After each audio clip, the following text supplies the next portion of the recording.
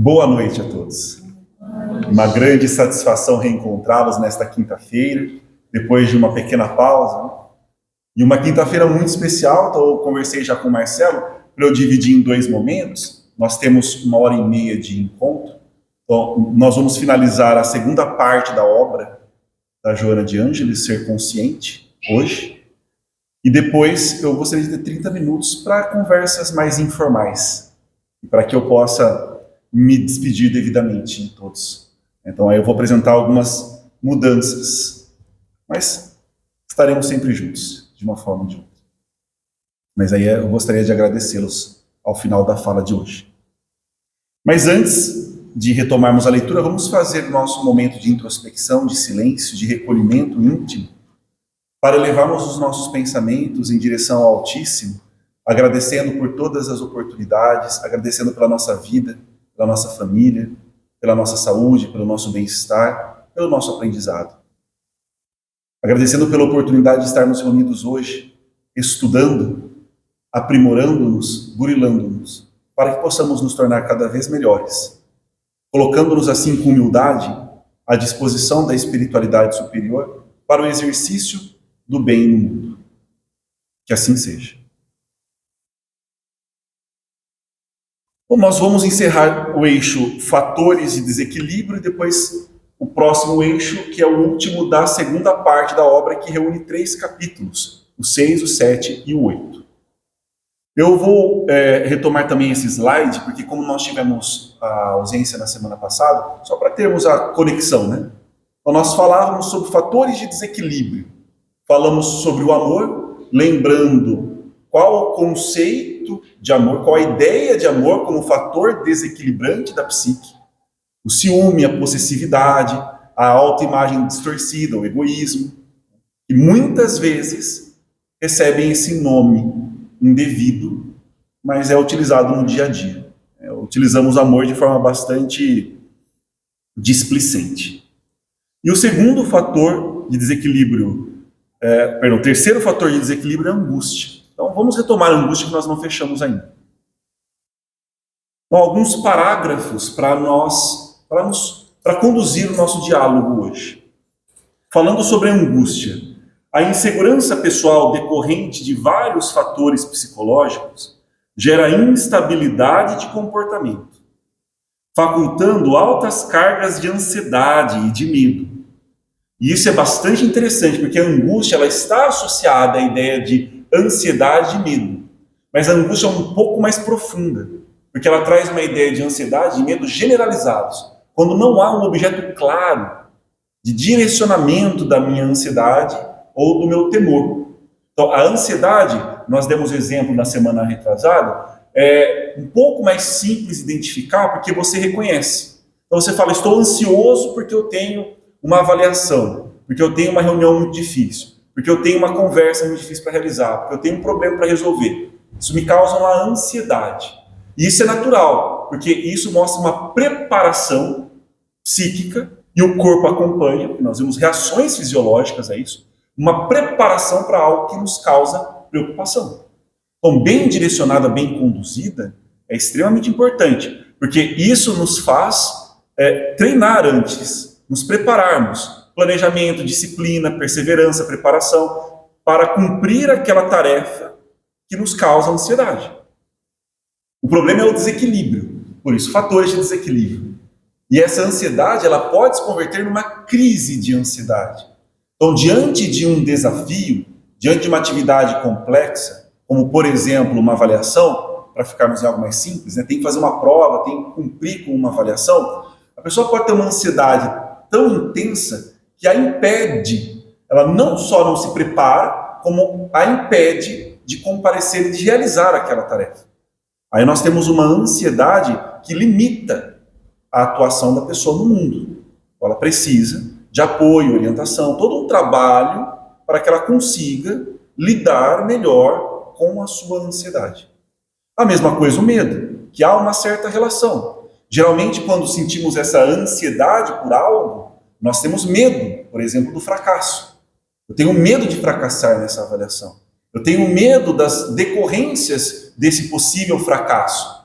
como eu vou ser avaliado, como eu vou ser julgado, a vergonha, o constrangimento, as repercussões, de repente daquilo depende a manutenção do meu cargo, da minha carreira, da minha função. Então, esse medo, também bem utilizado, nos auxilia na preparação, no planejamento e no enfrentamento.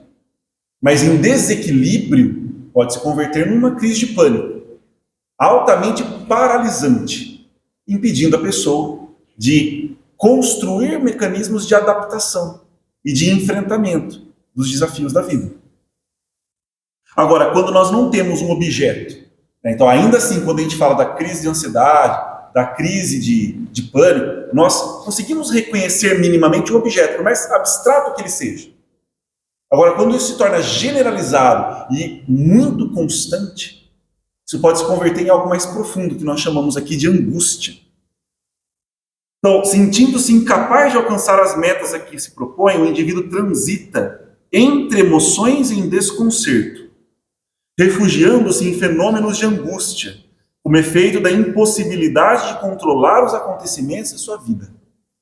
Ou seja, o simples fato de estar vivo e ter que confrontar as circunstâncias intrínsecas a essa condição, como todas as fragilidades, as possibilidades de adoecimento, de morte, de fracasso, de perdas, a própria impermanência da vida, já lhe causa um sentimento profundo, de uma melancolia, de uma ansiedade, de um medo, que se convertem nessa angústia. E com isso nós percebemos também uma falta de propósito, que é muito difícil. É muito difícil de conduzir a nossa vida quando nós não enxergamos nela um propósito, um sentido, uma finalidade. Um propósito, um sentido mais amplo, que é a nossa direção fundamental da existência, o nosso eixo. A gente costuma dizer também a nossa cosmovisão, a nossa visão de mundo, a nossa visão de nós mesmos. E isso nós utilizamos muitos recursos para construir. Lá na coletividade, nós vamos na religiosidade, por exemplo, na filosofia, buscamos elementos para constituir essa nossa cosmovisão. Mas nós não podemos nos esquecer que nunca conseguiremos um encaixe perfeito na coletividade sem desrespeitarmos a nossa individualidade, a nossa subjetividade. Ou seja, a gente precisa de uma vivência muito pessoal desses aspectos coletivos, inclusive do próprio espiritismo, da própria doutrina espírita. Apesar de nós termos todo um estudo e uma abordagem coletiva, uma cosmovisão que nos é oferecida, a assimilação dessa cosmovisão, a vivência dessa cosmovisão vai ser única. Então nós precisamos colocar a nossa alma, o nosso coração nisso, nossa subjetividade. Nós chamamos também de equação pessoal na psicologia. Então, aprisionando-se em errôneos conceitos sobre a planificação do eu, que confunde com as ambições do ego, pensa que ter é de relevante importância. Aí nós percebemos algumas confusões. Então, nessa nossa cosmovisão, a gente percebe que o ser precede o ter, em relevância, em importância, em fundamentação, em constituição existencial. O ser. Quem eu quero ser? Quem eu busco ser? E eu encontro nos recursos um meio para a realização desse projeto existencial. Então, se nós temos essa cosmovisão, ou se isso faz parte da nossa cosmovisão, o conceito de planificação do ser, ou seja, a busca pela condição de plenitude do ser humano, tem outra característica, diferente de quem tem uma cosmovisão que se apoia na conquista da materialidade. Bom, para nós não nos perdermos, não nos confundirmos nessa jornada. E essa é a perda mais dolorosa, a perda de nós mesmos. O reencontro depois torna-se bastante difícil. Deixando de ser iluminado, portanto, superior aos condicionamentos e pressões perturbadoras. Então ele confunde a planificação do ser com as ambições do ego, cedendo à pressão da coletividade e confundindo-se. trocando a sua cosmovisão, acreditando estar numa direção, quando na verdade está em outra. Vamos estar muito atento ao que de fato nós escolhemos e como conseguimos sustentar essa escolha no mundo. Isso é bastante difícil. Então, ainda trazendo como esse fator de desequilíbrio a angústia, que pode gerar o embotamento, aquele desencantamento pela vida, o embotamento das emoções, uma alienação. E a pessoa, ela então, cede a um automatismo. Ela vira um autômato, quase que uma máquina, cumpridora das funções, das incumbências, mas sem coração, sem alma, sem vitalidade. Isso gera adoecimento psíquico. A angústia como efeito de frustração é semelhante à densa carga tóxica que se aspira lentamente, envenenando-se de tristeza injustificável, que termina, às vezes, como fuga espetacular pelo mecanismo da morte anelada, ou simplesmente ocorrida por efeito do desejo de desaparecer para acabar com o sofrimento. Ela entra justamente nessa ilusão de que para acabar com o seu sofrimento psíquico, ela precisa deixar de existir. Então, na verdade, a fuga que ela busca não é uma fuga da vida, é uma fuga da dor, é uma fuga do sofrimento. Mas ela não está encontrando meios para fazer isso. Porque durante muito tempo foi exercitado muitos aspectos, mas um que me vem à mente é a ideia da impotência. A pessoa se sente absolutamente impotente. Ela começa com aquele discurso que não adianta fazer nada, nada dá certo, nada vale a pena, nada muda. Ou seja, ela já está se condicionando a abrir mão da própria vida, da própria existência. E geralmente o que a convida a fazer isso é o temor, o medo, a paralisia diante da dor, diante do sofrimento. Não sabe lidar com ele. Se acostumou a fugir durante muitos anos, às vezes décadas, de fuga, escamoteando, se alienando, se entorpecendo, não buscando soluções. Quando ela vai, aí nesse momento de despertar, ela precisa fazer o recomeço da jornada de enfrentamento do sofrimento, de acolhimento do sofrimento, para que a mensagem, o ensinamento seja apropriado e a sua experiência ressignificada. Mas isso é uma escolha, é uma decisão. Os exercícios de autocontrole, de reflexões otimistas, de ações enobrecedoras, funcionam como terapia libertadora da angústia, que deve ser banida dos sentimentos e do pensamento. É muito difícil banirmos do pensamento e do sentimento a angústia. Então nós vamos ter as visitas recorrentes da ansiedade, do medo, da tristeza, essas emoções, principalmente o medo, a tristeza, a raiva, emoções muito potentes, que a gente não pode silenciar à força, coercitivamente excluir do nosso funcionamento psíquico. Nós precisamos encontrar uma forma, e isso é muito pessoal, apesar de podermos nos apoiar pela experiência, pela leitura, mas é algo muito pessoal, uma forma de integração dessas emoções na nossa psique. Por isso que nós falamos no processo de individuação, a busca pela totalidade, expansão da nossa consciência. Não negando esses aspectos, mas integrando-o. Como eu consigo manifestar essas emoções de forma a promover, produzir desenvolvimento, crescimento? Não mais medo, paralisia, constrangimento, vergonha. Ou seja, encontrar uma forma adaptativa de fazer isso, de vivenciar isso no mundo.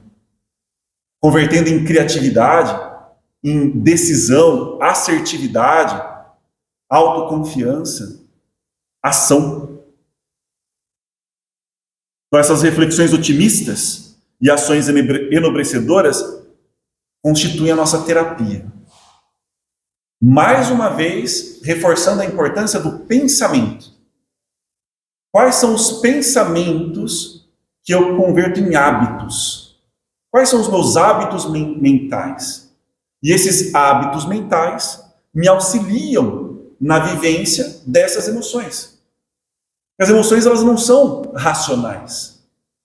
Bom, nós tentamos racionalizar nessa tentativa de compreender e integrar.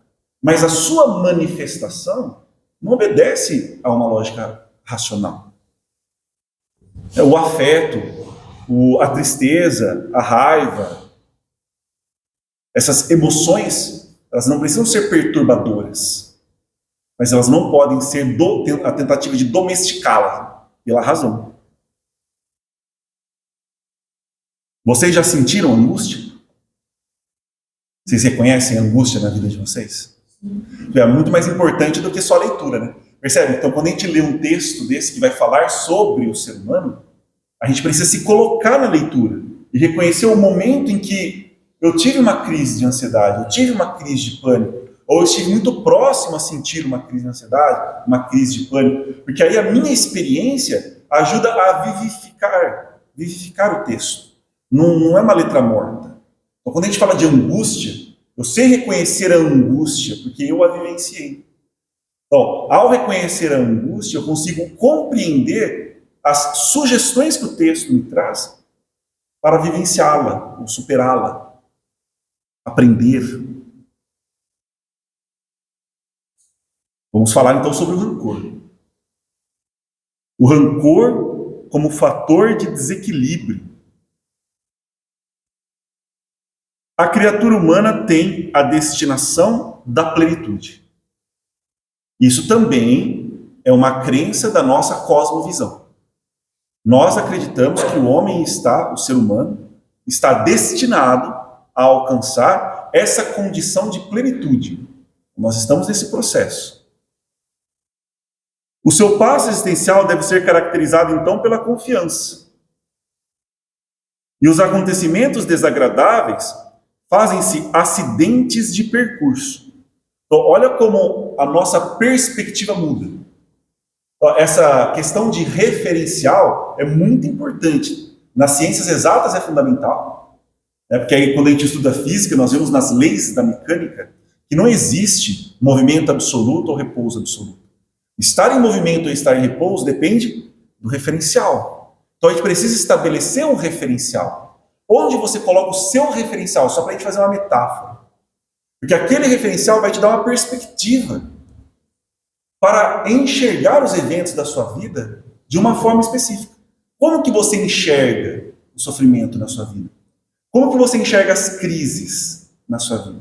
As dificuldades, as dores, a doença, a perda, a impermanência, tudo que nós sabemos ser constituinte da existência, com essa perspectiva que decorre de uma cosmovisão, como você as vê.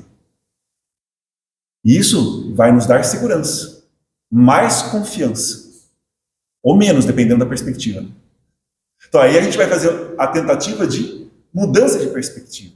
Então, se o ser humano está caminhando para a condição de plenitude, que eu ainda não consigo compreender, eu estudo, leio, vejo os modelos, os exemplos, mas eu ainda não tenho essa experiência em mim. Eu só me inspiro na experiência que me vem de fora. Nós não temos ainda a vivência do que é isso. Mas se eu caminho para essa condição de plenitude, os eventos, as dificuldades, as dores podem ser acolhidas e vivenciadas como oportunidades de aprendizado, mesmo não sendo agradáveis. Então, eu não preciso exercer aqui o ato de hipocrisia, dizer que acolher a dor, o sofrimento, as experiências que foram inevitáveis na minha vida, de uma forma a considerá-las forçosamente agradáveis. Nem tudo precisa ser agradável.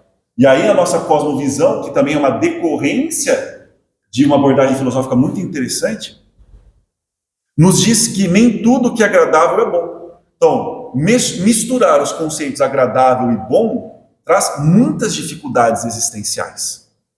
Então a gente começa, por exemplo, fazendo esse exercício de dissociar o que é agradável e o que é bom. Existe o que é agradável e é bom, simultâneo.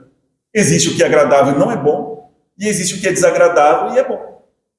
Eu vou buscar o quê? Não, para mim é importante buscar o que é bom.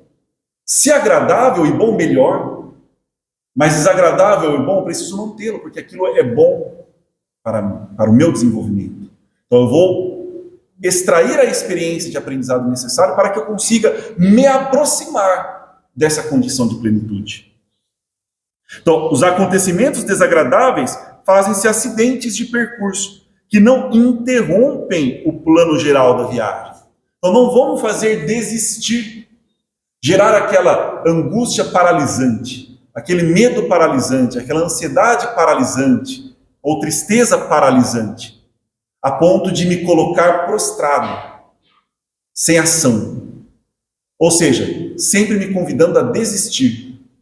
Eu posso desistir de muitas coisas, isso faz parte do processo também. Já que eu estou em aprendizado, os erros que eu vou cometendo, eu não preciso me apegar a eles. Eu desisto dos meus equívocos ao reconhecê-los. Deveríamos fazer isso com rapidez. Mas por isso que a gente fala de planos de referência, planos de perspectiva. Qual que é o principal? Aquele referencial lá longe, um referencial que eu coloco num ponto fixo, que nós colocamos nessa filosofia e religião, dentro da doutrina espírita, no cristianismo, nas virtudes, nos valores e na sabedoria. Nisso nós reconhecemos a condição de plenitude. Então, esse referencial não muda. Disso eu não desisto. Agora, o que eu precisar mudar ao longo do caminho, eu verei com tranquilidade, aceitarei com mais tranquilidade, paz e serenidade. Nunca impeditivos da chegada à meta. Agora, por que o rancor? Essa é uma experiência que vocês tiveram já também. Vocês sabem o que é estar rancoroso. Excelente, isso ajuda bastante, né? Porque nós estamos falando aqui do ser humano. Então, o que é a raiva? Né? Não estou falando de algo teórico, de dicionário. Estou falando daquilo que eu sinto em casa, no trânsito, no trabalho. Nós estamos falando daquilo, é bem concreto. Nós estamos falando da ansiedade. Todos nós já sentimos ansiedade. Nós vamos ver o nível, o grau da ansiedade. E aquilo que nos causa mais ansiedade, menos ansiedade. Vamos ficar com a ideia do rancor em mente aqui. Tente se lembrar dos momentos em que você experienciou esse rancor. Por isso os acontecimentos impõem, quando negativos, a necessidade de uma catarse libertadora. Uma pessoa rancorosa, ressentida, ela guarda o seu sofrimento, ela guarda os seus erros, ela guarda os erros dos outros como se fossem preciosidades. Mas o que é precioso é o ensinamento que decorreu disso. Não o sofrimento em si. E se torna uma pessoa amargurada, uma pessoa que é desagradável, pesada, tensa, sempre pessimista, catastrofista, derrotista. Ou seja, falta-lhe potência. E ela guarda essa potência. Ou ela mata essa potência, ela tenta aniquilar essa potência, tentando desistir da vida. E é uma competição interna gigantesca. Porque é algo íncito em nós, inerente a nós, querer viver, expandir, buscar a condição de plenitude. Então isso não é algo que eu preciso colocar em mim, já está em mim. Quando eu tento desistir disso, é uma batalha. Mas é uma batalha totalmente desonrosa, porque é uma batalha de mim para com o melhor de mim. Então eu preciso permitir que esse desejo da vida se realizar por meio de mim seja permitido.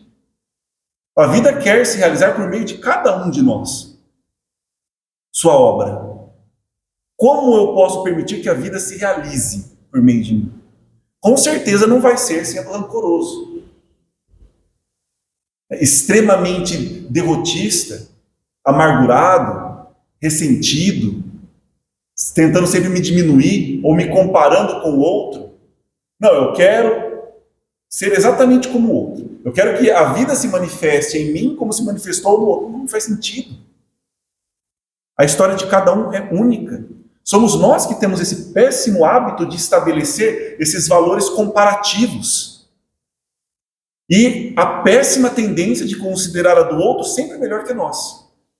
E tem alguém considerando a nossa melhor que a dele. Então fica uma coisa assim bastante insensata. É óbvio quando algo no outro, na vida do outro, na história do outro me inspira, isso é muito bom. Mas eu não preciso cobiçá-la, acreditando que a minha vida é indigna em comparação com a do outro. Qualquer outro. Mas veja, isso é a nossa construção, é a nossa perspectiva. O mundo, a coletividade, faz justamente o oposto. Ela tenta nos induzir a desejar justamente o que nós não temos. Porque essa é a alma do desejo. E quando a gente se apega ao desejo, nós nos corrompemos justamente por isso. E aí há na filosofia uma frase de Schopenhauer que é muito interessante, né? Que nós oscilamos entre a ânsia de ter, de buscar, e o tédio de possuir. Que a partir do momento que a gente possui aquilo que era tão necessário, desejado, fazia tanta falta, causava tanta ânsia, a partir do momento que eu já o obtenho, a desvitalização daquilo é muito rápida. E a minha atenção já vai para algo. Porque para eu continuar desejando, eu preciso que me falte. A partir do momento, e aí a gente já está fazendo uma especulação filosófica, né? A partir do momento que eu não sentir mais falta, eu também não vou mais sentir esse tipo de desejo. E por isso que nós utilizamos o termo plenitude. Uma pessoa que está em plenitude significa que não falta. Portanto, ela não deseja. E quando a gente fala desejo, a gente fala um desejo cobiçoso. Ela não cobiça. Ela se sente plena porque ela reconhece a vida se manifestando por meio dela. Então aí que ele fala dessa catarse libertadora. E o efeito catártico é muito, muito interessante, muito importante. Vocês já leram sobre o efeito catártico? Vocês sabem o que é uma catarse? Um momento catártico é um momento de profunda manifestação das emoções. Então, é um momento irracional, de vivência daquelas emoções. Então, a pessoa às vezes chora, se emociona profundamente, sente raiva, sente medo, tudo ao mesmo tempo. E depois vem uma sensação de alívio, porque aquilo a atravessou e ela conseguiu elaborar. Então, aí nós falamos de uma experiência catártica. Então, veja como, para essa experiência catártica que realmente é libertadora, é o termo correto, eu preciso saber vivenciar as minhas emoções, não negá-las. Não reprimi-las, obliterá-las. E o que também não significa manifestá-las de qualquer maneira. Então, às vezes as pessoas sempre vão nesses extremos, que é outra falácia lógica, né? Que a gente chama do terceiro excluído. A pessoa vai tentar na retórica, quando ela estuda retórica, aqueles discursos, uma área muito importante de filosofia, né? E aí tem uma falácia que é a falácia do terceiro excluído. A pessoa já vai te induzindo a acreditar que sempre só há duas opções. Então, ou você está comigo ou você está contra mim. Ou é A ou é B. Então, não é necessariamente ou eu reprimo ou eu expresso de qualquer maneira no mundo, ofendendo, magoando, machucando. Não, nós não estamos falando dessas duas opções. Nós estamos falando de uma vivência integradora daquela emoção. E isso é importante, porque ela faz parte de mim. Senão eu não estou inteiro. Percebe que na psicologia esse é o conceito de neurose. O que é o neurótico? O neurótico é aquele ser que está fragmentado. E os seus fragmentos estão em conflito. Ele não consegue se colocar inteiro. Acho que essa experiência vocês já tiveram também. Vocês já foram para um lugar onde só o corpo estava indo? O resto não estava indo? Ou você estava numa reunião de trabalho e você fala, nossa senhora, o que aconteceu nessa uma hora que eu não prestei atenção em nada? Você não está inteiro, você não está atento, você não está presente. Então, esse é o problema. Então, a fim de não se transformar em resíduos de mágoas e rancores. E nós estamos falando de uma pessoa ressentida, guarda as mágoas, guarda os rancores, não se liberta. Então ela precisa dessa experiência catártica, viver as emoções que aquele evento suscita e integrá-los. Que de contínuo assumem mais danoso contingente de ocorrência destrutiva. Sim, porque a pessoa está em briga com ela mesma, em litígio constante com a vida. Então tudo lhe é desagradável, tudo lhe é desfavorável, tudo, ou quase tudo, perdeu o brilho, não há interesse, não há projeto, não há sonho. Vocês já passaram também por essa experiência? Vocês se lembram de algum momento em que vocês perderam os sonhos, as ideias, os projetos? Isso é muito doloroso, porque você não encontra mais significado. E aí vem aquela pergunta, por que eu acordo, ou para que eu acordo todas as manhãs? E aí não é só uma resposta pragmática que a gente busca, porque eu tenho que ir ao mercado, eu tenho que ir ao trabalho, não é disso que nós estamos falando. E muitas vezes isso é utilizado para ocupar o espaço dessa resposta mais profunda. Por que eu estou no mundo? Para que eu estou no mundo? Para que eu existo?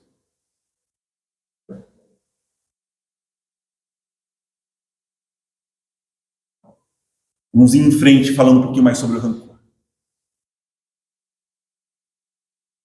A psicoterapia do perdão, com os mecanismos da renúncia dinâmica, consegue eliminar as sequelas do insucesso. Então, a psicoterapia do perdão com mecanismos da renúncia dinâmica. Isso que é interessante, não estamos falando de qualquer renúncia, que infelizmente também sofreu o esvaziamento de conceito. Né? Renunciar não é aquela renúncia passiva. Eu lavo as mãos, eu abro mão. É uma renúncia dinâmica, por compreensão, por entendimento, por consciência. E nessa psicoterapia do perdão, incluímos-nos a nós mesmos. O perdoar é um ato de perdão a nós, de compreensão do outro, de libertação do nosso vínculo com aquela experiência dolorosa, com o outro, com o mundo, com a vida, e perdoarmos, para que possamos, com essa libertação, que é a renúncia dinâmica, não ficarmos presos ao rancor, ao ressentimento, à amargura, a essa tristeza de quem vive preso ao passado. Preso ao passado, projetando-se no futuro e nunca presente. E por não estar presente, abre mão da própria vida. E quanto mais tempo permanecemos nessa dinâmica, mais vamos cavando a angústia no nosso coração. E aí depois do tempo perdido, e esse perdido entre aspas, né, o perdido na perspectiva de quem não esteve presente, surge uma grande sensação de urgência. As pessoas começam a ter uma grande sensação de urgência, um desespero tão grande, e essa urgência as desorienta. Nessa desorientação ficam correndo de lado a lado, fazendo um monte de coisas, buscando um monte de coisas, sem nunca sair do lugar. Mas por que vem essa sensação da urgência? Como compensação para o tempo perdido. Só que é ineficiente. Então não deveríamos enxergar como tempo perdido. Não estive presente, não o vivenciei em profundidade, não apreciei, não saboreei. Ok, mas isso me permitiu chegar à constatação hoje, agora. E a partir de hoje, a partir de agora, esforçar-me-ei para estar presente. Mudando a forma como eu lido com o passado, com as minhas memórias, com as lembranças. Que eu não quero fingir que eu as esqueci. Então tem muito a ideia de perdão como esquecimento. E a gente tem que tomar cuidado com essa relação. Porque não necessariamente nós vamos nos esquecer. Isso é uma questão mnemônica, fisiológica. Talvez você consiga se esquecer de ver aquela pessoa como ela era antes. E reconhecer que ela mudou. e permitir-se estabelecer com ela uma nova relação. Apesar de você se lembrar que aquela pessoa que hoje você vê como outra foi a mesma no passado, que te magoou, que te ofendeu, que te prejudicou. Aí você consegue se libertar. Sendo possível ou não ter uma relação com as pessoas. Se não for possível mais manter uma relação no mundo manifestado com essa pessoa, houve uma libertação no seu mundo psíquico. E você tem uma outra relação com a imagem daquela pessoa. A imagem dela na sua psique. Então depende muito de nós. Depende de nós mesmos. Se isso vai se manifestar no mundo ou não, depende também do outro. Que aí já não compete a nós. Se o outro vai perdoar, não vai perdoar, vai compreender, não vai compreender, quer, não quer, reconhece que é novo, que mudou, aí já é um trabalho que ele deveria estar fazendo consigo. Então, consegue eliminar as sequelas do insucesso. A pessoa rancorosa também, como ela sente quase que um prazer em comentar os seus fracassos, né? Os seus insucessos, as suas derrotas. E às vezes vê isso até como um contraste, né? Uma tentativa de contraste. Dizer, eu cheguei onde eu cheguei, eu sou quem eu sou, eu estou onde eu estou, mas aí começa toda a descrição de catástrofes na vida, como se ela precisasse daquilo para justificar. E essa é uma outra característica da nossa psique, né? A gente precisa muito do contraste. Muito do contraste. Então, a gente está muito no salgado, começa a apreciar o doce. Muito no doce, começa a sentir falta do salgado. O escuro, claro. Então, a gente sempre fundamenta as nossas escolhas pelo contraste. A gente precisa do contraste. Só que a gente precisa utilizar isso com cautela, com prudência, com parcimônia. Então, não é necessário eu ficar carregando todo esse discurso de problemas, dificuldades, dores e fatalismo para poder sentir que minha vida vale a pena, ou valeu a pena. Então, eliminar as sequelas do insucesso, retirando o rancor das paisagens mentais e emocionais da criatura. Sem o que se desarticulam os processos de harmonia e equilíbrio psíquico, emocional e físico. Olha o fechamento que interessante. Então, retirando o rancor das paisagens mentais, uma pessoa que aprecia a vida, ama a vida, apesar das dificuldades, das dores e do sofrimento. Sem essa habilidade, desarticulamos os processos de harmonia e equilíbrio psíquico, emocional e físico. Ou seja, falamos desse adoecimento, tanto psíquico quanto físico. É isso que o rancor, a amargura, a mágoa fazem. E olha só, tentando trazer o nosso pensamento racional para nos ajudar. Se nós já sofremos a experiência uma vez, extremamente dolorosa, desagradável, por que revivê-la mentalmente infinitas vezes? Por que retomar a experiência de sofrimento mentalmente, se ela foi justamente de dificuldade, dor e sofrimento? Se nós, a partir da experiência, extraíssemos o aprendizado e caminhássemos, não precisaríamos ficar carregando esse fardo e revivenciando-o. Não faz sentido. É um esvaziamento de propósito. É um apequenamento da nossa condição. Faz sentido para vocês? O rancor. Vamos avançar para o ódio? Nossa. Essa não precisa nem perguntar, né? Isso é muito direta aqui, Joana de Ângeles. O ódio como fator de desequilíbrio. Aqui nós não estamos falando daquela raiva mais superficial, nós estamos falando daquela raiva profunda, né? Que se converte num ódio, numa aversão. Essa, geralmente, a gente gosta de esconder, de simular, disfarçar. Não, isso eu não sinto, não, isso não acontece comigo. Vamos com mais cautela. Desenvolve-se na sua área mediante a análise injusta do comportamento dos outros em relação a si e nunca o inverso. Então, olha que interessante, ela já começa com uma das possibilidades, não é a única, né? A gente vai ampliando, mas uma primeira possibilidade, analisar o comportamento do outro de forma injusta. É provável que a gente faça isso? É muito provável, porque a gente não tem capacidade de julgar o mundo psíquico do outro, a intencionalidade do outro. Por isso que a gente fala que o exercício da empatia, que as pessoas às vezes definem como colocar-se no lugar do outro, é relativo. Eu nunca vou conseguir colocar-me absolutamente, completamente no lugar do outro, simplesmente pelo fato de eu não ser o outro. Eu não tenho a história de vida dele.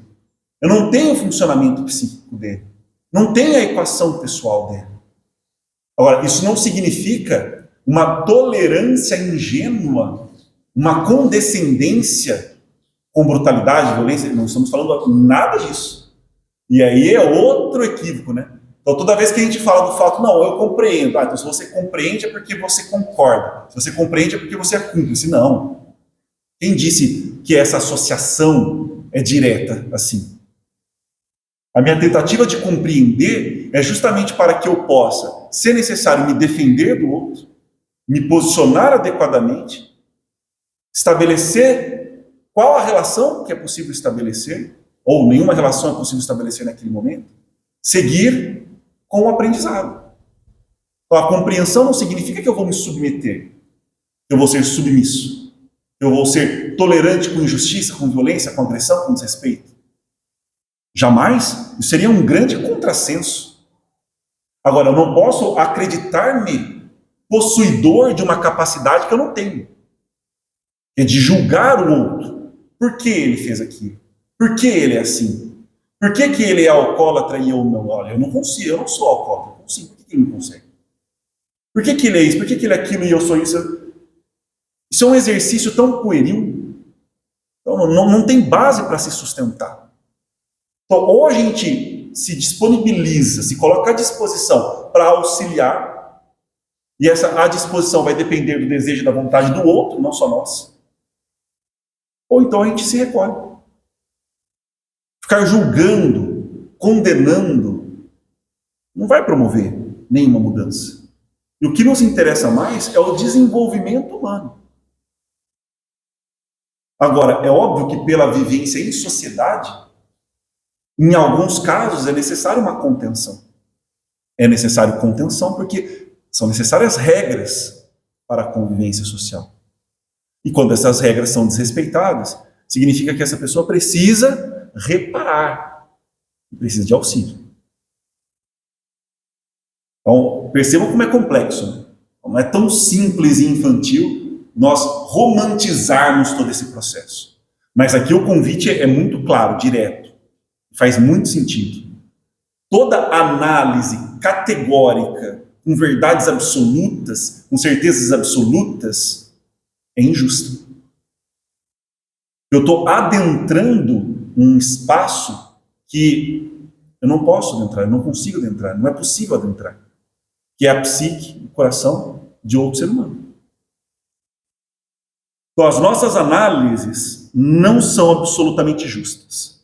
Ter consciência disso é muito importante, porque aí nós vamos ter esse olhar para conosco também. Quantas vezes nós fomos falsos com a gente mesmo, com relação a nossas intenções? No momento de uma discussão, a pessoa revela uma intenção que a gente sabe que tem um fundo de verdade, mas seja por constrangimento, seja por medo, seja por qualquer outra questão, eu defendo-me, revelando que a minha intenção foi outra. Vocês já se viram passivo-agressivos ou conviveram com pessoas passivas-agressivas? É bastante difícil, né? Porque você percebe ali sempre uma provocação. Sempre a famosa indireta, né? Uma provocação, uma indireta, um discurso ambíguo, uma possibilidade. Aí quando você vai confrontar, e às vezes muito respeitosamente, não confrontar de forma violenta, mas confrontar, você quis dizer isso, o que você quis dizer? Eu senti isso, entendi isso me ofende. A pessoa já vai direto para a autodefesa.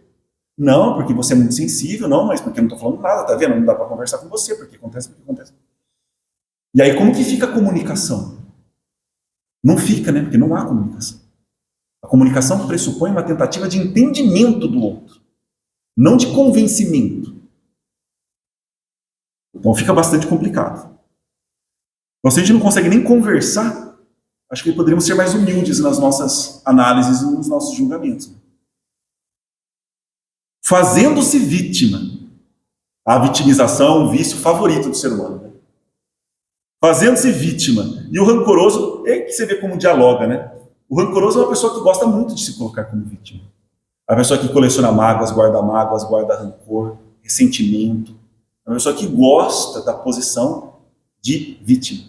Vitimização. Isso é terrível, porque impede o nosso crescimento.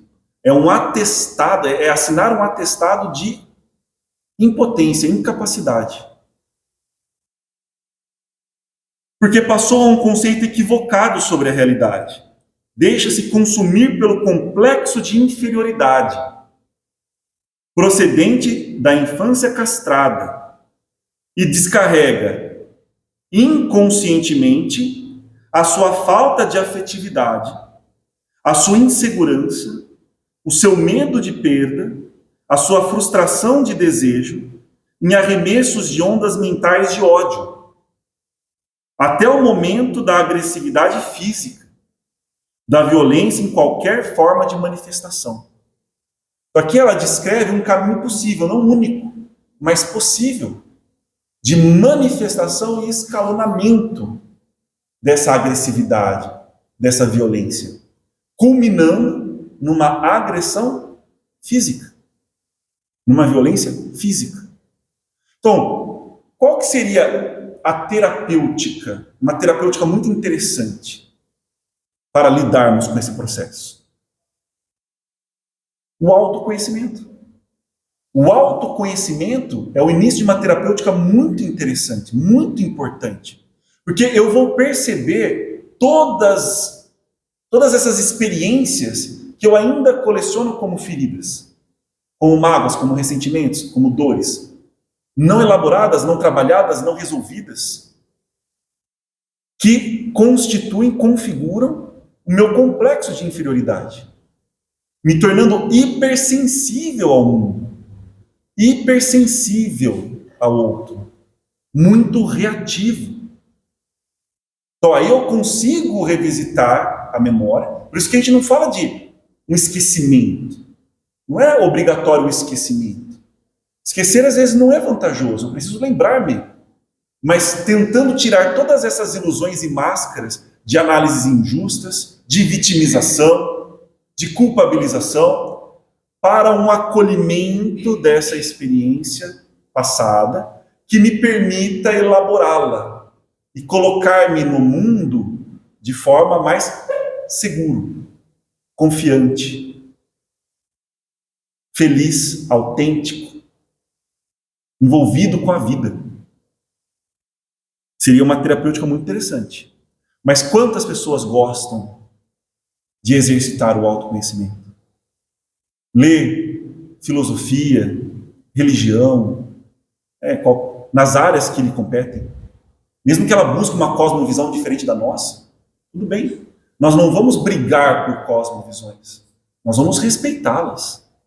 O importante é que ser humano você está se tornando. Não adianta você defender com fanatismo uma cosmovisão e não estar avançando nem um pouco no seu desenvolvimento. Menos egoísta, menos vaidoso, menos intolerante, menos desrespeitoso, ficar um pouco mais equilibrado. Qual que é a vantagem? É só por um exercício de vaidade intelectual? Intelectualmente eu sou superior a você. Não tem nenhum propósito isso. Nós vamos continuar escorregando nas mesmas dificuldades.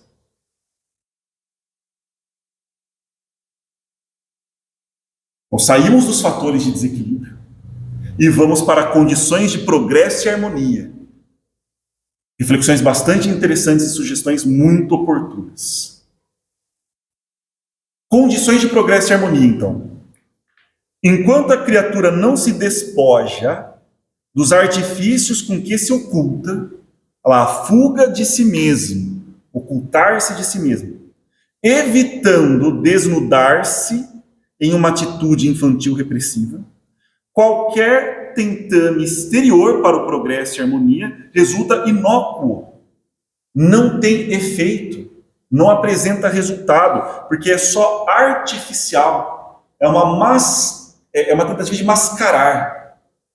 E muitas vezes mascarar para quê? Para buscar mais aprovação social. Então, nós não podemos vincular religiosidade, que é absolutamente sagrado, com status e manifestação social, e competição social, e condição que não faz nenhum sentido. A religiosidade é uma função extremamente importante da nossa psique, que nos conecta com o divino, e nos faz buscar uma experiência interior de transformação, que vai se manifestar no mundo. Então, o caminho é ir para o interior, e isso se manifesta no mundo, não o oposto. Ir para o exterior e fazer da religiosidade uma manifestação social. Então, é uma lógica invertida. Quando não, se torna perturbador. Quantas pessoas buscando religiosidade se tornam perturbadas e perturbadoras, justamente por essa corrupção, desvirtuando a finalidade da sua função religiosa, que é a viagem para o interior, para o seu mundo íntimo, não mais ocultar-se, desnudar-se da atitude infantil repressiva. Quando alguém aspira por mudanças para melhor, alguém aspirando mudanças para melhor, ela irradia energias saudáveis do campo mental, que contribuem para a realização da meta. Então, só o meu desejo, a minha ânsia, ser direcionada para isso realmente que falta. Então, e aí que é interessante. Se a pessoa não tem esse desejo pela sua busca espiritual, pela sua busca religiosa, é porque ela não reconhece aquilo como falta para ela. Se ela está num processo em que ela ainda não conquistou e ela não deseja, é porque ela não reconhece aquilo como importante, como falta. Então ela vai direcionar o seu desejo para outros campos, para outros objetos, até que ela perceba que aquilo que não é permanente, portanto, impermanente, temporário, constitutivo de uma ilusão, não é a sua busca principal, primeira, princípio. E aí ele consegue fazer um redirecionamento a partir de um novo referencial do que realmente ele sente falta. Aí você poderia parar para pensar na sua vida, isso é uma questão pragmática. O que você sente falta mesmo? Qual que é a sua falta principal? O que falta na sua vida? O que falta no seu coração? E aí você vai perceber como o seu desejo se manifesta. E nós estamos falando daquelas vontades do dia a dia, mais pueris, que são naturais também, que nos acompanham. Estamos falando de desejo. É algo mais profundo que vontade. Então, se a pessoa está aspirando ser melhor, é porque ela percebe que aquilo lhe falta, ela irradia energias saudáveis no campo mental. E isso contribui para a realização da meta. Toda a natureza vai atuar a favor. Então, quando eu estou com a natureza, ela atua a favor do meu processo. Quando eu estou contra, obviamente, ela não vai colaborar. Eu vou encontrar muitas resistências, muitas dificuldades. Então, eu não vou ter o apoio da natureza se eu tentar ser mais egoísta. Porque não é da natureza ser egoísta, é da natureza ser generosa. Então, quando eu busco ser mais generoso, todo o universo, toda a natureza conspirará para que eu alcance a meta de ser mais generoso, mais altruísta, buscar a beleza, buscar a virtude. Através de contínuos esforços direcionados para o objetivo, cria novos condicionamentos que levam ao êxito como decorrência normal do querer. E por isso que nós insistimos. O problema não está no desejo, porque na nossa atual condição, nos falta a plenitude. Então, obviamente, nós vamos desejar. Nós não estamos no estado dos sábios que não precisam desejar mais porque não sentem falta. Alcançaram. Nós sentimos falta. Nós sentimos essa sede simbólica, essa fome simbólica. A questão é por que a gente mascara o nosso desejo fundamental com desejos falsos, que quando são conquistados, não trazem saciedade, só alimentam mais o nosso desejo por ilusões. E a gente aumenta a carga, aumenta a dose, porque não nos entorpece mais. Então, querendo mais entorpecimento, eu preciso de doses cada vez maiores daquilo que me entorpece. Então, não tem fim.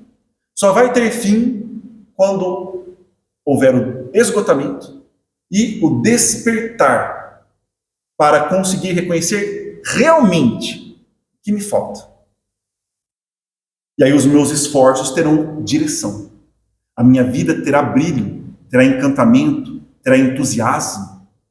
E é muito legal a palavra entusiasmo, porque a etimologia de entusiasmo significa ter Deus dentro.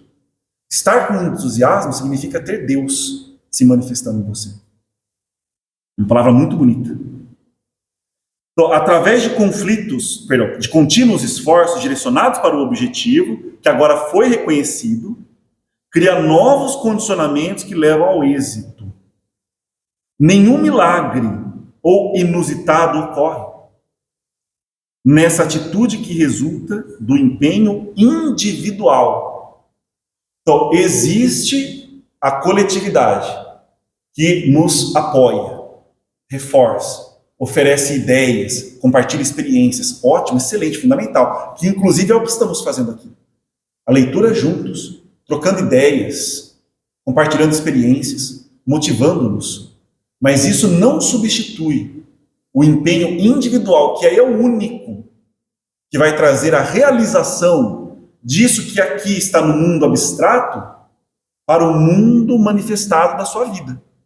Esse empenho é individual. O autodescobrimento tem por finalidade conscientizar a pessoa a respeito do que necessita. Por isso que falamos da terapêutica. O início da terapêutica, o autoconhecimento.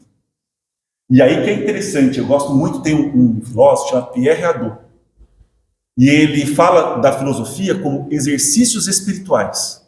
Infelizmente, hoje a gente vê a filosofia como algo às vezes muito chato, muito distante, muito técnico, muito teórico, mas infelizmente foi o que aconteceu com o desenvolvimento da filosofia.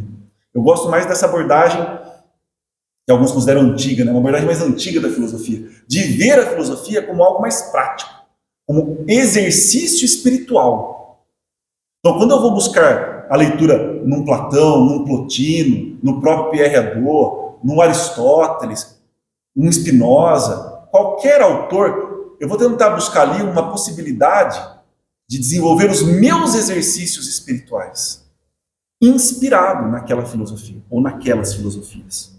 Então, esse autodescobrimento, esse autoconhecimento é extremamente importante. Mas não para acumular conhecimento para ser ostentado vaidosamente. Não, eu li tal filósofo e sei citar. Tá, mas aquilo promoveu que mudança na sua vida? Quais são os seus exercícios? E é por isso que a gente busca tanto no Oriente, né? A gente busca tanto no Oriente, por exemplo, na yoga, porque no Ocidente se perdeu os exercícios espirituais que decorrem da prática filosófica. Então, os filósofos antigamente praticavam os ensinamentos que eles próprios ensinavam, professavam, mas eles viviam. Então, a tentativa da filosofia era promover o desenvolvimento humano e uma vida feliz. Você fez eu lembrar? Não sei se você vai falar agora. Depois... Claro, não, lógico, à vontade. Depois que eu tenho 30 minutos para a gente conversar. Sim. Mas tem Inácio de Loyola. Nossa, muito bom, os exercícios de Inácio de Loyola. Ele fez os exercícios espirituais que a gente vai... Eu fui em Itaici, Indaiatuba. Sim. fazer um retiro lá, eu lembro que a nossa turma ficou 10 dias. Que legal. Foi bem assim. E é silêncio. Perfeito. Você não pode conversar. Então você recebe os exercícios e aí você tem que ir lá arrumar aquilo na sua vida para você, o autodescobrimento, para você se conhecer, porque você teve tal reação, Exatamente. porque sua vida está dessa forma, está de outra. Entendeu? Então, são enfrentamentos que se propõem nesses exercícios. Esse é um exemplo fantástico dos exercícios espirituais de Santo Inácio de Loyola. Aqui eles podem nos servir de inspiração. Aí eu já penso, isso é fantástico para que a gente construa o nosso próprio exercício espiritual. Então, quanto mais leitura, mais repertório, mais vivência, a gente vai poder criar algo único para a gente. Mesmo que a gente faça um embasamento, nós nos embasemos nos exercícios de Inácio de Loyola, não tem problema. Mas eu vou me apropriar disso de forma autêntica, não como uma repetição artificial. Muito bem lembrado. Acomodada, aos estados habituais, não se dá conta das incalculáveis possibilidades que lhe estão no alcance, bastando-lhe apenas dispor-se a desdobrá-las. Dispor-se a desdobrá-las. Muito importante isso. O autoencontro pode ser logrado através da meditação reflexiva, trazendo exercícios. Do esforço para fixar a mente nas ideias positivas, buscando saber quem se é. Então, está aqui uma proposta muito interessante, que é geral, percebe? Agora, como você vai fazer isso no seu dia a dia, é uma construção sua. Mas você se debruçar para você construir os seus exercícios espirituais, significa que você anseia por aquilo e reconhece aquilo como uma falta. Então, você deseja, se aprecia. Saber quem se é. E qual a finalidade da sua existência corporal? São as perguntas profundas. E do futuro que a aguarda. Ao lado da meditação, encontra-se a ação solidária, no concerto social, que alarga as possibilidades no campo onde se movimenta e promove o ser profundo, limpando-o dos caprichos do ego e liberando-o das arbitrárias injunções limitadoras, angustiantes. E a ideia da limitação e da angústia é muito legal, porque essa angústia a gente sente como um aperto no coração. O coração apertado, constrito. Então a gente precisa justamente fazer o movimento oposto, que é qual? Expandir. Então, esse mergulho na interioridade, os nossos exercícios espirituais, não é para uma fuga do mundo, para um afastamento da realidade, para intensificar o nosso egoísmo, muito pelo contrário. Isso é para que nós possamos preparar aquela manifestação no mundo que falávamos, a manifestação social como uma consequência desse trabalho interior. E aí que é a vida se manifestando em nós. Então nós vamos para o mundo, nós vamos para a relação, nós vamos para o outro, mas a serviço da vida, não contra a vida. E ainda em condições de progresso e harmonia. O intercâmbio social com objetivos fraternais rompe as amarras do medo, dando outra dimensão à afetividade. Isso também é muito bonito, muito importante. Um intercâmbio fundamentado na fraternidade. Aí nós conseguimos nos reconhecer não sozinhos no mundo. Não estamos sozinhos, desamparados, abandonados. Nós conseguimos identificar, apesar de não poder me colocar plenamente no lugar do outro, eu consigo reconhecer que ele sofre, que ele também sente angústia, que ele está lidando com os seus rancores, com as suas mágoas, com o seu passado, com o seu ódio, com o que ele chama de amor, né? Que é possessividade, ciúme, carência. Todos, né? Eu ia dizer todos, mas dá para dizermos todos. Todos os seres humanos nessa luta, nessa busca, nesse conflito. Então é uma aproximação legítima, autêntica, não falsa de competitividade. Eu permito uma intimidade saudável com o mundo, com o outro. Isso diminui, pelo menos, ou elimina a nossa sensação de solidão. que sentimos apesar de estarmos rodeados por muitas pessoas. Mas sentimos-nos sozinhos, porque não há essa afetividade decorrente de uma relação fraterna. Então, aí, com essa relação fraterna, não é necessário o apego, aquela paixão desequilibrada, nem o desejo, nem neurose. Isso faculta a harmonia pessoal, sem ansiedade, sem conflito, sem culpa, ensejando saúde mental e emocional, indispensáveis à saúde física. Eu diria que como condição para a saúde física. Eu acredito que não é possível uma saúde física sem um mínimo de equilíbrio, saúde mental e emocional. As condições do progresso e harmonia do eu real propõem um estudo das virtudes evangélicas, uma releitura dos seus fundamentos, mas, como dissemos, não como um exercício de vaidade intelectual, mas como um exercício espiritual. Então, a leitura do Evangelho, a leitura das obras na doutrina espírita, constituem a nossa escolha de exercício espiritual. Não pode ser uma filosofia como estudada academicamente. Nós queremos algo vivencial. Então, essa releitura das verdades e virtudes evangélicas, fundamental, são condições sine qua non para o progresso e harmonia. E, lógico, a aplicação na conduta pessoal, que é o único propósito da leitura. O único propósito.